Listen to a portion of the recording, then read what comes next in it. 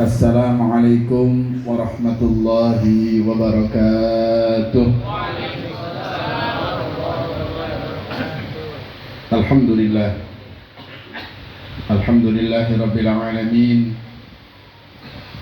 Wa bihi nasta'inu ala umuri dunya waddin, wassalatu wassalamu ala asyrafil anbiya'i wal mursalin sayyidina wa habibina wa syafi'ina wa qurrati a'yunina wa nuri qulubina wa maulana Muhammadin wa ala alihi wa sahbihi ajma'in. Subhanaka la ilma lana illa ma 'allamtana innaka antal alimul hakim. Rabbi shrah li sadri wa yassir li amri wahlul 'uqdatam min lisani yafqahu qawli. Amma ba'd. Para habaib yang dimuliakan Allah Subhanahu wa taala,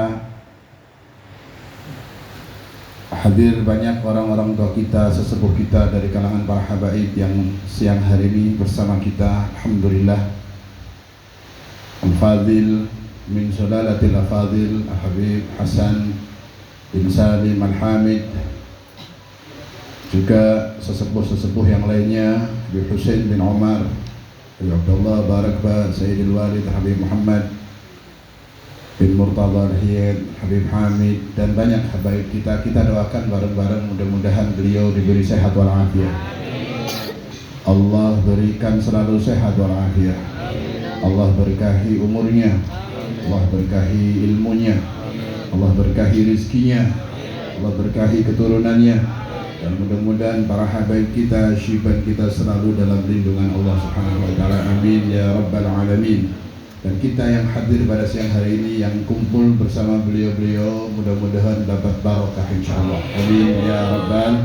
Tamu kita yang pada siang hari ini telah hadir bersama kita, Al-Fadil Da'ilullah Habib Saleh bin Muhammad Al-Jufri, Ketua Dewan Syuro Majelis Muassalat Indonesia, sekaligus pengasuh Pondok Pesantren Darul Mustafa Solo.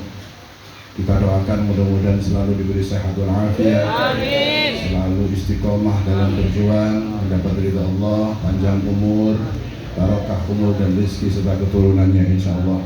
Tidak lupa kepada sahibul bait, sahibul majlis, guru kita bersama, orang tua kita bersama, kita doakan Habib Abu Bakar, mudah-mudahan sehat selalu insyaallah, diberkahi ilmunya, diberkahi rezekinya, diberkahi umurnya, diberi selalu ma'unah dari Allah Subhanahu wa taala. Amin ya rabbal. Para jemaah yang dimuliakan Allah Subhanahu wa taala, imthal amar sudah siang. Sebetulnya beliau Habib Saleh langsung akan isi, tapi ngalah barokah. Mudah-mudahan nambah berkah insyaallah. Kita tahu manusia dalam kehidupan di dunia ini tidak lepas dengan problem, tidak lepas dengan permasalahan hidup. Setiap manusia yang hidup pasti ada permasalahan, dan kalau kita ingin permasalahan itu selesai dengan baik, tentunya semua orang punya masalah, semua orang punya problem, semua orang punya kehidupan yang macam-macam, dalam kehidupannya ujian dan sebagainya. Ketahuilah, semua permasalahan, semua problem, semua ujian dan cobaan yang Allah berikan kepada kita, sesungguhnya solusinya ada pada Nabi Muhammad SAW.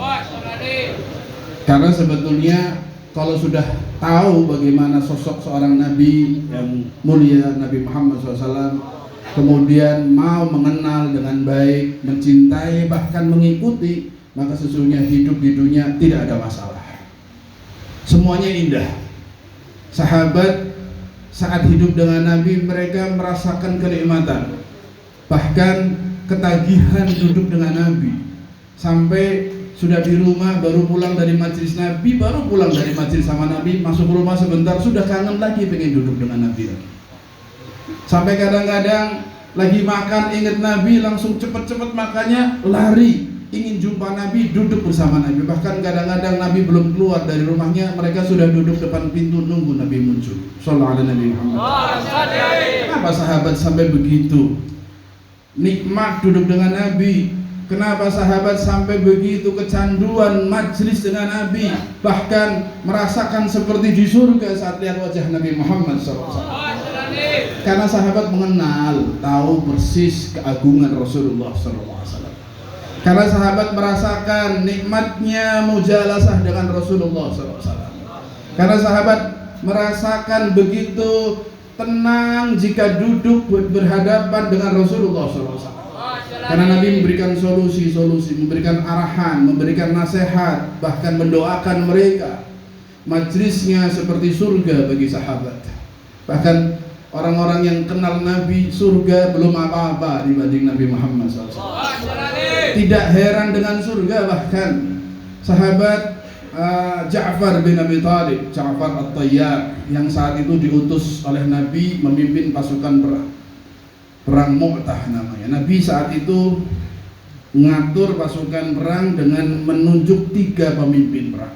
Ditunjuk 3 pemimpin, Abdullah bin Rawahah, Zaid, kemudian Ja'far bin Abi Thalib. Kata Rasulullah, jika Abdullah jatuh, gantikan Ja'far. Jika Ja'far jatuh, gantikan Zaid. Maknanya jatuh di medan perang berarti kalau nggak luka ya mati. Jatuh di medan perang, jika jatuh gantikan. Berarti kan kalau nggak luka parah mati. Dan sahabat itu tahu saat Nabi isyarat 3 pemimpin yang ditunjuk itu, mereka tahu bahwa mereka akan jatuh di medan perang, paling tidak pasti meninggal dunia. Tapi mereka senang. Mereka tidak ada yang minta izin sama Rasulullah, anak saya kecil-kecil, Rasulullah, kalau saya jatuh nanti mati gimana? Enggak ada.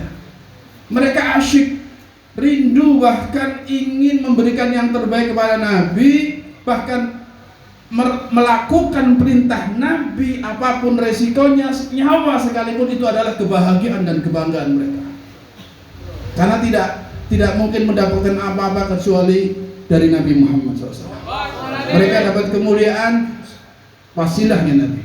Mereka dapat keistimewaan dari Allah, Nabi. Sampai satu ketika dalam peperangan, seperti yang Nabi gambarkan, jatuh satu-satu pemimpin termasuk Sayyidina Ja'far bin Abi Thalib. Tangannya ditebas musuh, lepas, jatuh, lengannya lepas satu, ganti satunya. Tapi saat Nabi mengatakan, saat kamu jatuh wahai Ja'far, serahkan bendera kepemimpinan kepada pemimpin berikutnya, beliau mempertahankan bendera pemimpin. Sebelum melepas bendera pemimpin, dia bertahan terus.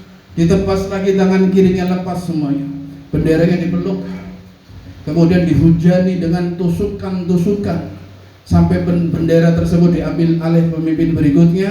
Baru beliau jatuh tersungkur dengan kurang lebih 70 sampai 80 lubang dalam tubuhnya. Dan kata periwayat, lubangnya semuanya bagian depan, artinya nggak balik mundur, maju terus. Bagian depan lubangnya. Jatuh di medan perang, lukanya parah, darahnya berkucuran. Datang seorang sahabat berikan minuman.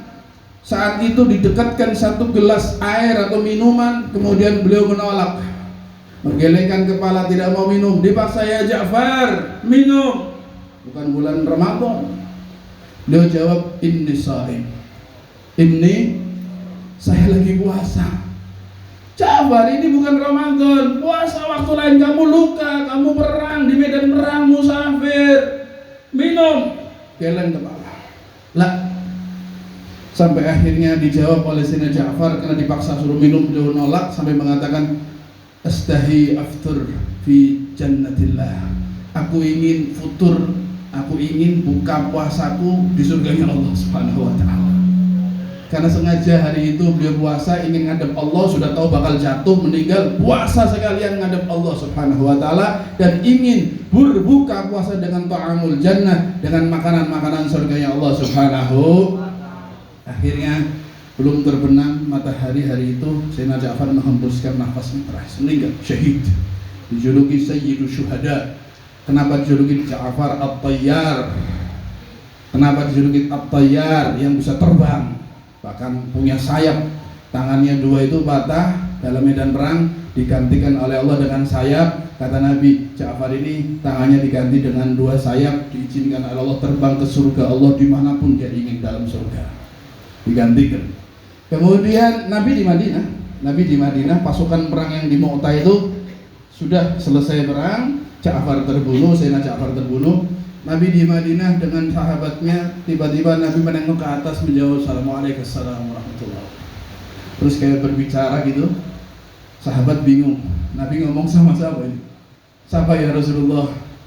Kata Nabi, innahu Ja'far yatiru bijanahi ma'ulufin minal malaikah.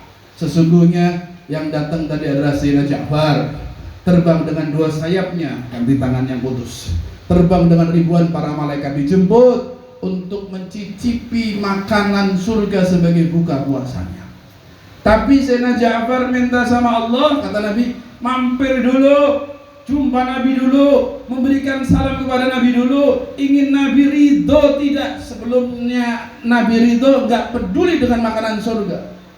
Ini sudah jemput makanan surga, buka puasanya, malaikat jemput surga sudah, gak peduli. Rasulullah dulu didatangi. Kalau Nabi ridho, senyum, khalas jalan. Karena sesungguhnya surga dan seisinya tidak akan punya nilai tanpa Nabi Muhammad SAW. Ini semua orang begitu, orang-orang yang cinta sama Nabi. Sampai Habib Ali Habsyi ahli mahabbah sama Rasulullah, orang yang paling cinta sama Rasulullah. Para aulia semuanya kebanyakan semacam itu, mengatakan fi jannatin ma syaqani min wasfiha illa liqawni hibbi fiha khayyama. Di surga aku bukan rindu karena keindahan surga, nikmat surga saya ingin masuk bukan karena kenikmatan surganya, tapi aku ingin masuk surga karena Nabi Muhammad ada dalam surga.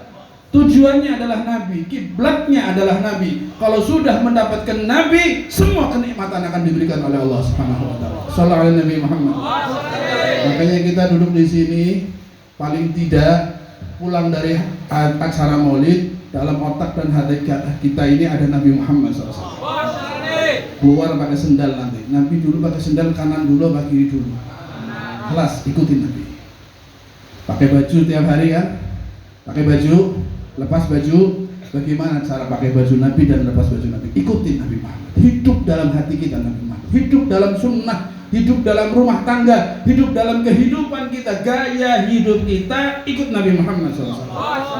Jika ada dalam hati kita Nabi Muhammad, semua yang kita kerjakan ikut Nabi. Nabi bagaimana? Nabi bagaimana? Ikutin Nabi, ittiba Nabi.